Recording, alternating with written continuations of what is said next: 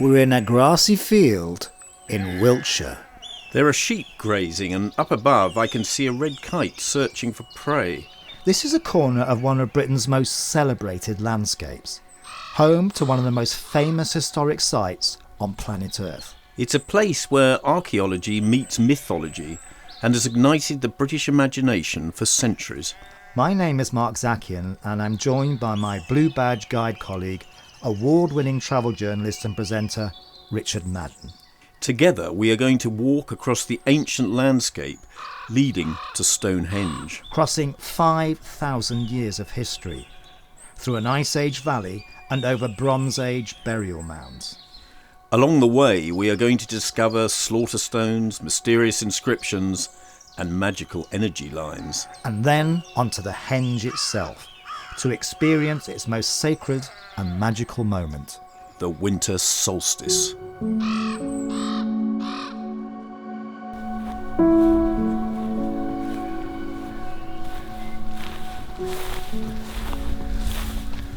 Stonehenge may be our best known ancient monument, but it's not the only henge in Britain.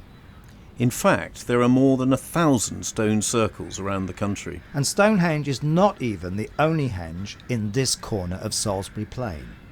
Here at Durrington Walls, 2 miles northeast of Stonehenge, there was once a vast wooden henge. 6 circles constructed from wooden posts, one inside another.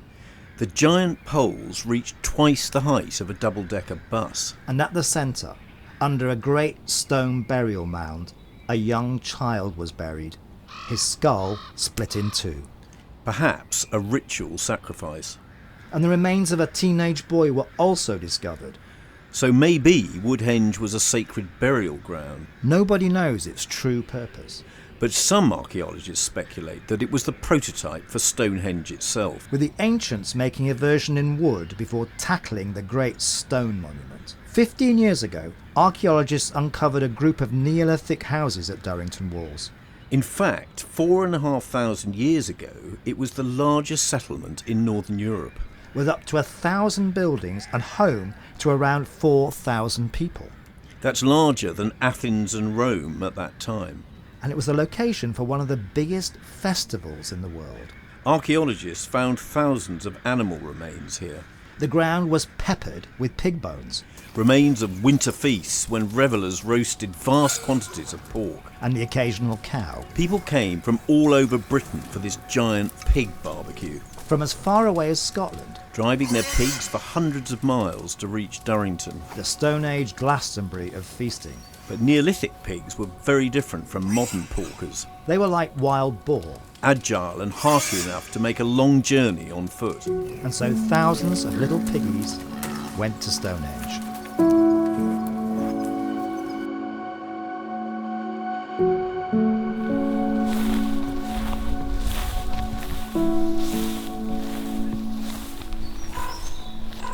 We've walked half a mile from Durrington Walls towards Stonehenge itself.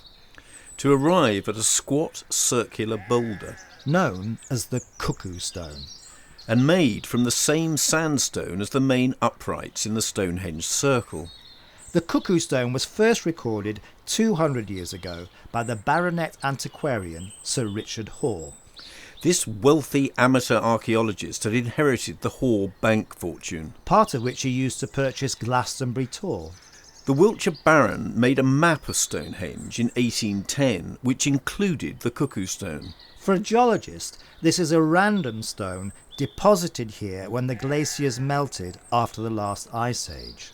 But for the builders of Stonehenge, it had a deeper meaning. So much so that they dug a big hole and heaved the stone into a standing position. In 2007, archaeologists discovered this pit where the stone once stood. Now the stone is probably a marker between Durrington Walls and Stonehenge itself. In a place that presumably had deep significance to the builders of Stonehenge. Because the whole area commemorates ancient ancestors.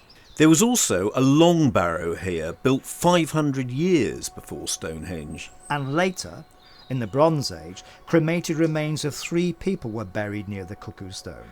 So if it was a shrine and a sacred burial site, Would you really name it after a cuckoo? There are other cuckoo stones across the UK, particularly in Scotland, where they're known as gawkstane. Gawk in Scottish means cuckoo, but also a stupid person or a fool. And foolstone is the name often given to solitary boulders left in the landscape when the glaciers melted. In ancient folklore, the cuckoo travels between the worlds of the living and the dead. So for the ancients, the cuckoo stone was a gateway to the underworld.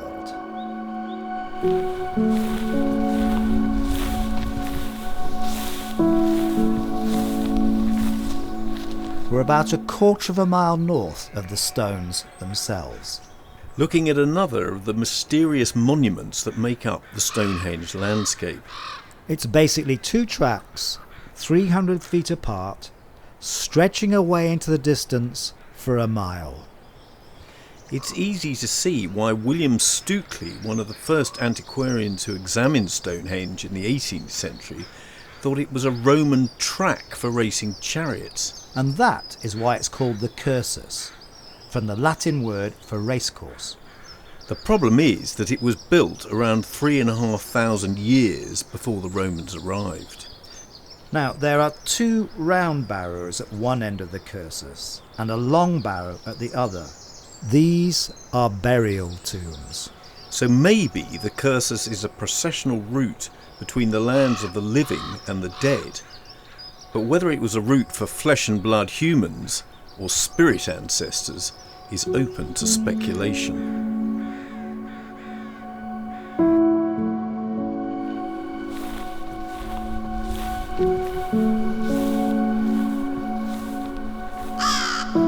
In front of us is a grassy round mound. It's about 15 feet across and about 8 feet high, and there are dozens of them in the landscape. Many of them are facing towards Stonehenge. Now, these are known as round barrows. They are Bronze Age burials of people who lived here during the centuries after Stonehenge was completed. But why do they want to be buried close to the henge? Well, possibly because it was a temple dedicated to the spirit world, Where the ancients came to worship their ancestors. Hundreds of similar mounds in farmers' fields have been destroyed over the centuries, looted or ploughed into the ground. But in 2002, a round barrow was found under a school 3 miles from Stonehenge in Amesbury.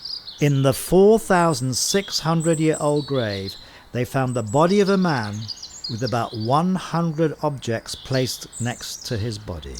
These included finely worked flint tools, copper knives, beaker pots and boar tusks. And archery equipment, barbed arrowheads and stone wrist guards. Objects that gave us the man's modern nickname. The Amesbury Archer. One of the most noted individuals in European prehistory. The most precious objects from the grave included basket-shaped gold ornaments. These are the oldest gold objects ever found in Britain. And there was a cushion stone which would have been used as an anvil in metalworking. Metalsmithing was an exciting new technology that came to Britain with migrants such as our Amesbury man. Who is the earliest known metalworker in Britain. Making bronze from ores dug from the earth would have seemed magical to his Stone Age community. And tests on his bones showed that he was aged 35 to 45, strongly built, but had had an accident a few years before his death that had ripped off his left kneecap. And so he walked with a severe limp. And had an infection in his bones, leaving him in constant pain. Enamel on the archer's teeth revealed that he grew up in Alpine Europe, in Switzerland, Austria or Germany. Did he make a 1,000-mile journey to Stonehenge to become a revered metalsmith? Or even to be healed from his injuries? We'll never know, but he certainly would have witnessed Stonehenge in its glory.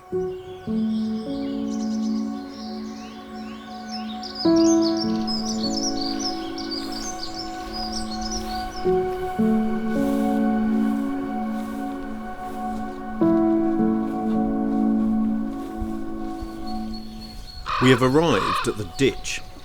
The first part of the henge built by the ancients 5,000 years ago. Stone Age workers used deer antlers for picks to dig out a circular ditch in the chalky landscape. It was 20 feet wide and taller than a grown man, at up to 7 feet tall. And an Olympic sprint distance across at nearly 100 metres. For its first 500 years, Stonehenge had no stones. Around the ditch were 56 pits filled with cremation burials. And the way that ditch was built means it may not even be a henge. Henge pedant alert here.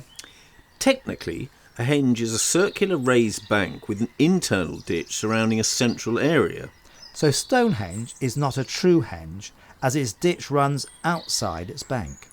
But the archaeological term henge was coined in 1932, specifically with reference to Stonehenge. So when is a henge not a henge? When it's Stonehenge. And etymologically, Stonehenge is the original henge. It wasn't until around 2,500 years ago that the first stones arrived. Half a millennium after the ditch was dug. Known as the Blue Stones, these were 5-ton megaliths. Now, if you're going to build a stone monument, you'd probably use local rocks. But this is one of the mind-blowing stories of the henge. The Blue Stones were brought here from Waun, part of the Preseli Hills in Wales. 180 miles away as the crow flies. And it seems that the first stones were originally part of an even older monument in Wales. Completed 500 years before Stonehenge was begun. Which was taken down and carted all the way here to Wiltshire. So how did they transport stones weighing up to twice as much as a modern car? We've got no written records, and this is where experimental archaeology comes into play. By using Neolithic technology to replicate ways the stones could have been transported. With wooden rafts to float them on rivers. And pulling them with ropes across land rolled on logs. Britain's first rock and roll show. At a mile a day, archaeologists calculate it would take 20 people half a year to move each stone from Wales to Wiltshire. The blue stones were arranged around the ditch to make the first stone circle. Analysis of the cremated pit burials has revealed many of the buried were of Welsh origin. One of the earliest Stonehenge histories is an account by the 12th century Welsh cleric, Geoffrey of Monmouth, telling how Merlin magically transported a stone circle from Ireland to mark the grave of ancient Britons slaughtered by Anglo-Saxon invaders. The stone circle was indeed transported from the Celtic West, but the Saxons didn't arrive until some 3,000 years later. And we know that the original Stonehenge was made in Wales. Maybe they'll ask for it to be returned. The 5-ton blue stones stood in a circle around the ditch for 2 centuries. Then, in around 2300 BC, came the megastones, known as sarsen stones, dragged 40 miles across the land from Marlborough. Each one weighing twice as much as a London double-decker bus. The hengemen dug down with animal bones to create support holes. Then 30 of these giant rocks were hauled into place, forming a new circle. The megaliths were shaped and rounded, beaten into columns with stone tools. Look closely at the stones and you can see thousands of hammer blows. On top of the circle are 7-ton lintels, carved with mortise and tenon joints and lifted and secured into place. A sort of Neolithic Lego. At the heart of the circle stood 5 40-ton stones arranged in a horseshoe. The Welsh blue stones were moved and reset inside the sarsen circle. And after 1,000 years of additions and changes, ancient Britain's biggest building project was complete. Now, I'm straining my eyes, but if I look carefully, you can make out ancient graffiti on the sarsen stones. Centuries after the henge was completed, Bronze Age inhabitants carved hundreds of images of axes and knives into the stones, telling us that the henge continued to be used for thousands of years after it was completed. And there is also some modern graffiti on the Sarsens. The most famous are the initials Wren. Was this the architect Sir Christopher Wren? Well, he was born 15 miles from Stonehenge. And the diameter of the inner dome of St Paul's Cathedral is the same as the Sarsen Circle, 102 feet from edge to edge. Coincidence? Maybe the greatest British architect was inspired by Stone Age builders.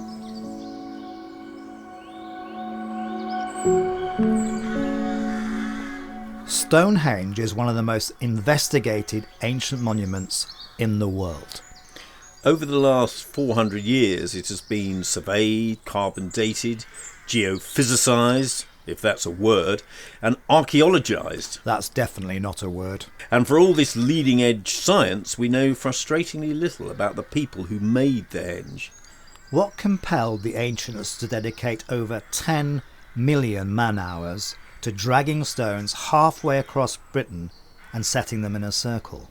With no written records, this is where science slides into mystery. We know that the monument is a giant astronomical clock marking the summer and winter solstice. Stone Age astronomers placed a megalith known as the heel stone to the east of the henge, indicating the direction of a tunnel of light that beams into the monument when the sun rises on the longest day of the year. And on the opposite side of the henge, to the west, is the altar stone. This marks the sunset at winter solstice, which radiates through the mightiest of the Sarsen trilithons. So we know that the Stonehenge community included astronomers who could track the position of the sun in the sky through the year. But as winter came, they could not be sure that the sun would return the following year. Now, this community were among Britain's first farmers. So might well build a monument to the sun to summon it back after the long winter. There were also 4 station stones around the henge. Which could have marked the phases of the moon. For ancient people, the lunar month was a vital astronomical cycle. The Babylonian calendar developed at the same time as Stonehenge, And the basis for the calendar we still use today. divided the year into 12 moon months. And it's likely that Stone Age people travelled when the moon was full, using it to navigate the landscape.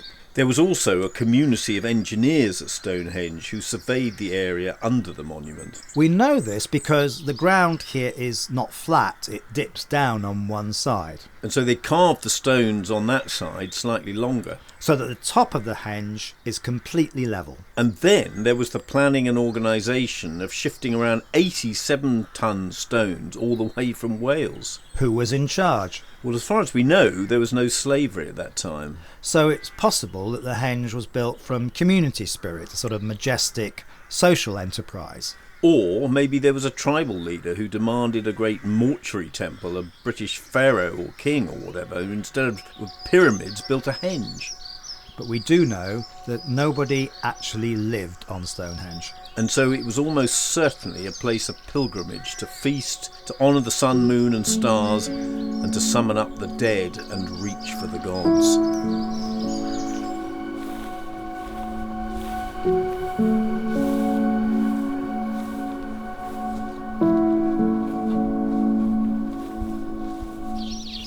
What makes Stonehenge so fascinating is what we don't know as much as what we do know. That's right. Archaeologists are always very coy about why Stonehenge was built. They know what tools the henge builders used, what they ate and what their climate was like, but as to why it was built, the most experts will say is ceremonial and ritual purposes. So they don't think it's an alien landing site then. They'd be fired for even mentioning the word. Stonehenge captivates us because we don't have all the answers.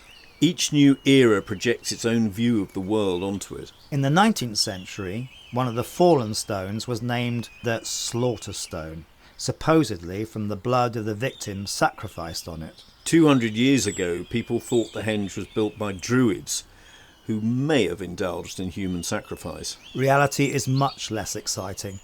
The name Slaughter Stone comes from hollows on its surface that, when they fill with rainwater, turn red from the iron in the stone. And the idea it was a site of ritual sacrifice was reinforced when the grave of a beheaded Anglo-Saxon was discovered.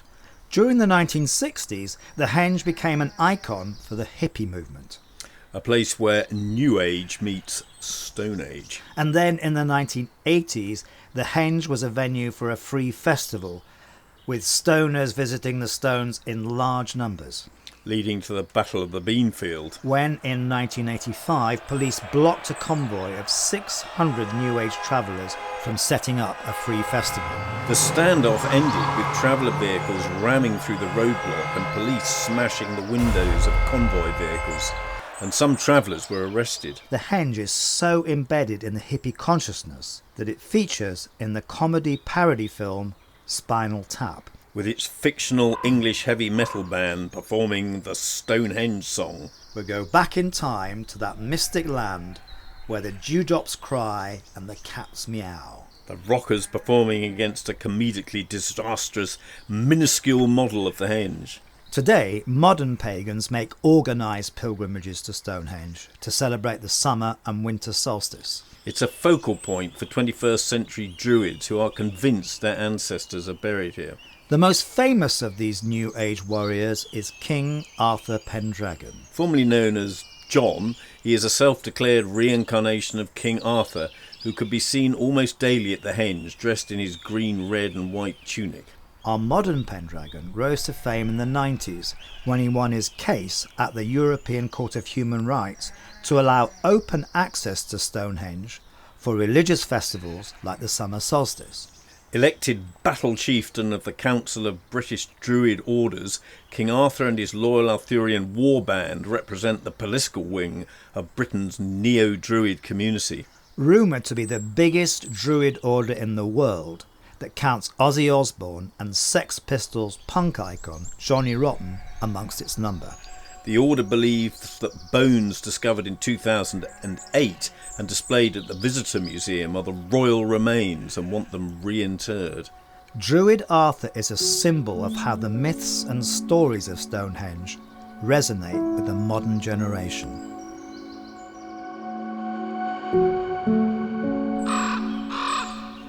There's one Stonehenge mystery that's very hard to explain. Ley lines. Now, Richard, you told me about these strange forces nearly 20 years ago. Indeed I did, and anyone who describes themselves as a rationalist never knows quite what to make of them. It all began with a man called Alfred Watkins. The man who wrote the old Straight Track. Watkins believed that ancient sites like Stonehenge were deliberately built in a straight line, connecting places of sacred power. More recently, his ley lines have been associated with earth energies that can be detected with dowsing rods. What are earth energies? Well, the idea is that they're invisible corridors of magnetic resonance that move across the surface of the earth, joining sacred sites, a bit like chakra points in the human body. So we're standing to the northeast of Stonehenge, where the avenue approaches the heel stone, and this is considered to be the processional entry point to the Henge. You're holding what looks like some very high-tech detecting equipment. 2 pieces of metal coat hanger bent at 90 degrees with one end making a handle. Now you're walking towards the edge of the avenue. And just as I get to the edge, where there's a dip in the ground, the rods are moving in my hand. That's extraordinary. From pointing straight ahead, the tips have now moved towards each other and have crossed. Well, you'll have to believe me that I've made no conscious movement with my hands. And as we reach the other side of the avenue, voila! They've uncrossed themselves and are now pointing straight ahead again. Well, as someone who would describe himself as a rationalist, I find the evidence in my own eyes hard to believe. But I have seen this happen at stone circles right across the country. So what do you think is going on? Well, just as people dowsing for water seem to be able to detect underground wells, some people seem to be sensitive to invisible earth energies. And these earth energies converge at sites like Stonehenge, which is why the ancients chose to construct these incredible monuments where they did. That's one theory, and even a scientist had to admit that the modern human brain is only able to detect certain frequencies of light and sound. Perhaps the ancients were able to detect forces that we have lost the ability to connect with. It's a fascinating possibility. Now, where did you say you saw that spaceship land?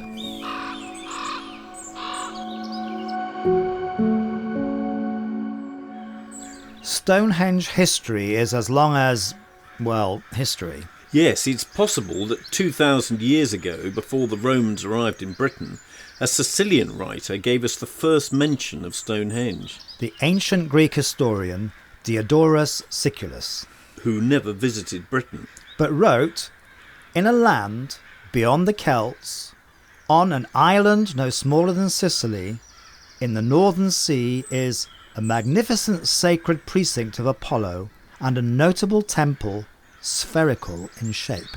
A round temple dedicated to the sun. Sounds like Stonehenge.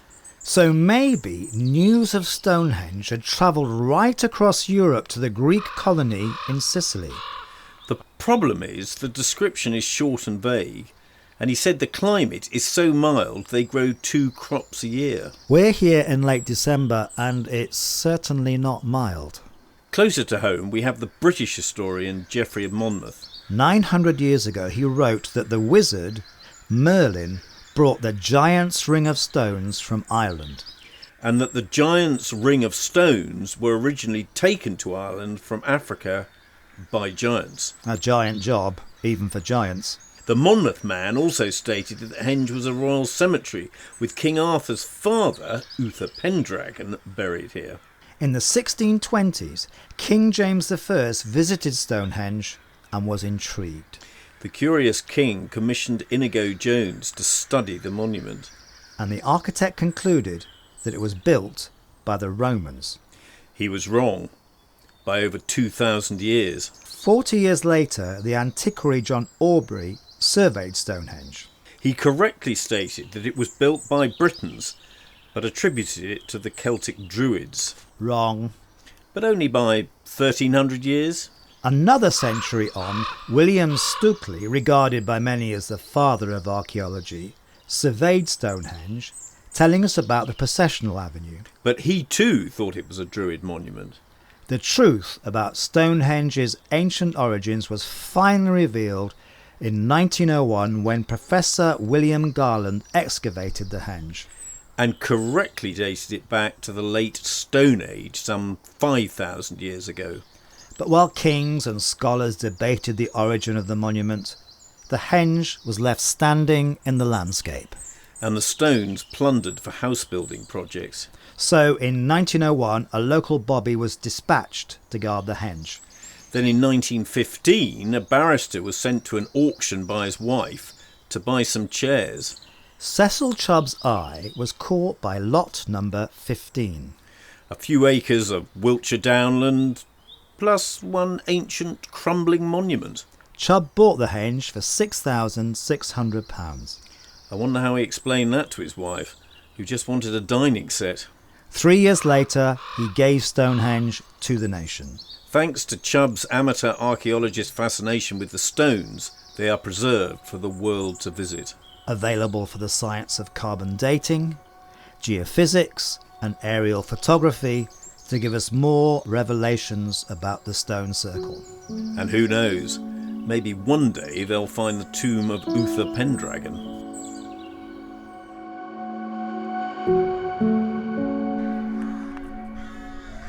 As the tourists leave and the visitor centre closes, the henge is left to the grazing sheep and the squawking crows.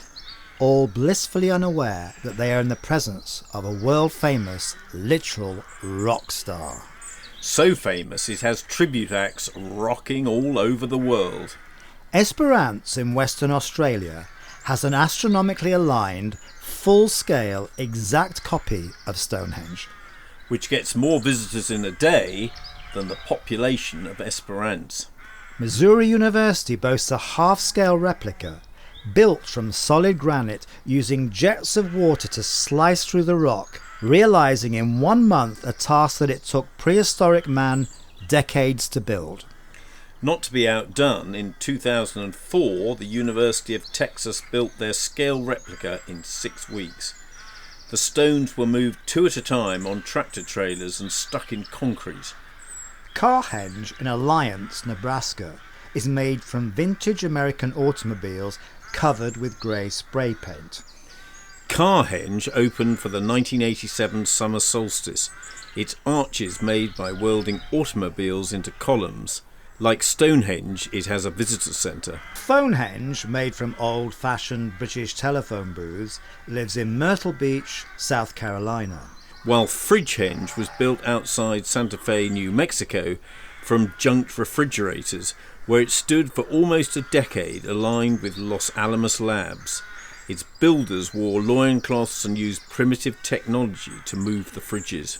Mudhenge was erected for the 1996 Burning Man Festival in Nevada and was followed in 2001 by Twinkeyhenge. At the 2007 Glastonbury Festival, street artist Banksy constructed a Stonehenge from portable toilets. In 2012, British artist Jeremy Deller created a life-sized, inflatable, bouncy castle replica of Stonehenge that now tours internationally. Steelhenge is made from iron ingots. It stands in Rotherham, South Yorkshire, and is positioned to reflect the solstice. Shadows line up with grooves on the metal. 4,000 years after the builders of Stonehenge completed their epic feat, the modern world continues to pay tribute. But the sheep are still oblivious.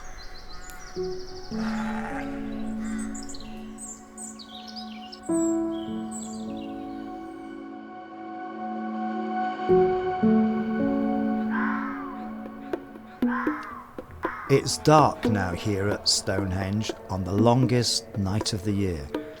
People are arriving for the solstice celebrations. For the henge builders, Britain's first farmers, the darkening winter was full of foreboding. Would the light return in the new year? A temple to honour the seasons might encourage the sun into the sky for longer days, in readiness for planting new crops. It's likely that for the ancients, the most important festival at Stonehenge was the winter solstice. The crowds have now built and there are hundreds of men, women and children waiting for the sunrise. Wiccans, white witches, warlocks. Playing drums, chanting, singing, honouring, revering and praying. Wishing each other a happy solstice. There are bearded and cloaked neo-druids wielding their staffs. Arthur Pendragon is here speaking to the crowd with his familiar calls for freedom and the rights for everyone and anyone to access the henge uninhibited. But it is the Archdruid of Glastonbury in England's call that touches on universal themes. Asking that humans protect the earth from climate change and conflict. Summoning the spirits for solutions to make a better world, to keep our planet safe. Just as the ancients built the henge to revere nature. And 4,000 years later, this half-collapsed circle crouched on the side of chalky Salisbury Plain is a literal and metaphorical touchstone for the fragile relationship between humans and the precious world around us.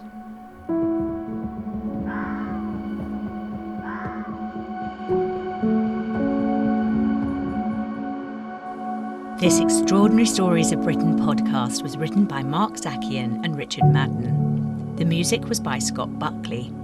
To hear more of our history podcasts, visit www.storiesofbritain.com or follow us at Stories Britain.